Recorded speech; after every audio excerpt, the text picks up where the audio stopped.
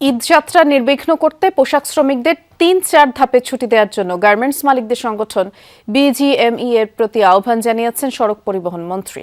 গত ঈদে গার্মেন্টস মালিকরা এই আহ্বানে সাড়া না দেওয়ায় যানজট হয়েছে বলে অভিযোগ করেন মন্ত্রী।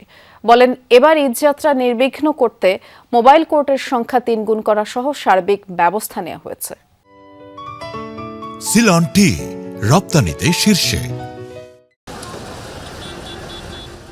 ঈদযাত্রায় যানজট অনেকটা নিয়তি। স্বজনদের সাথে ঈদের আনন্দ ভাগাভাগি করতে যাওয়ার পথে দুর্ঘটনায় প্রাণ হারানোর ঘটনাও কম না। গত ঈদ উল ফিতরেও এর ব্যতিক্রম হয়নি। এমন বাস্তবতায় ঈদযাত্রায় ভোগান্তি কমাতে বৈঠক সড়ক পরিবহন মন্ত্রণালয়ে। সেখানে সিদ্ধান্ত হয় বাইপাইল, আবদুল্লাপুর, ধোলাইপাড় সহ যানজটপ্রবণ এলাকায় বিশেষ নজরদারির। গত ঈদের ২৪টি থেকে বাড়িয়ে এবার ৬৯টি মোবাইল কোর্ট পরিচালনা করা হবে। এর পাশাপাশি পোশাক শ্রমিকদের ঈদের ছুটি ৩-৪ ধাপে দেওয়ার জন্য গার্মেন্ট মালিকদের অনুরোধ করার সিদ্ধান্ত হয়। মহাসড়কের পাশে কিংবা উপরে কোনো কোরবানির হাটও বসানো যাবে না। বিজিএমের সাথে আমাদের একটা কথা হয়েছিল যে তারা ৩টি স্তরে গার্মেন্টসটাকে ছুটি দিবেন, কিন্তু গতবার সেটা সম্ভব হয়নি। শেষ দিনে এসেই চাপটা পড়েছিল, যার ফলে গার্মেন্টসের যেদিন ছুটি হয় সেই দিন গাজীপুর এবং ওই সংলগ্ন এলাকায় ১০ থেকে ১৫ লাখের মতো যাত্রী একদিনে বাড়ি যেতে চান। মন্ত্রী বলেন, এরই মধ্যে ভাড়া সমন্বয় করা হয়েছে, তাই ঈদে নির্ধারিত ভাড়ার বেশি নেয়ার কোনো সুযোগ নেই। চলছে এসি বাসের ভাড়া নির্ধারণের প্রক্রিয়া।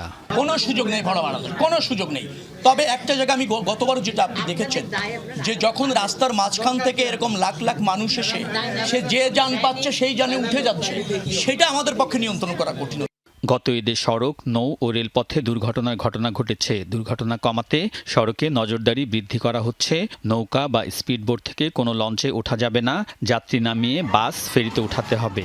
রাস্তা, হাইওয়ে রাস্তায় যদি তার ডিজাইনের কারণে কোনো দুর্ঘটনা প্রবণ হয়ে যায়, নিশ্চয়ই সে দায় আমার। কিন্তু যে রাস্তাটা এলজিআরডির নিয়ন্ত্রণে, এলজিআরডি নকশা করে, এলজিআরডি বাস্তবায়ন করে, অন্যদের দায় আমাকে কোনো সময় আপনাদের প্রশ্নের কারণে নিতে হচ্ছে।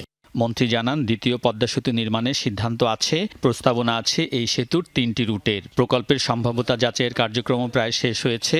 কথা চলছে অর্থায়ন নিয়ে।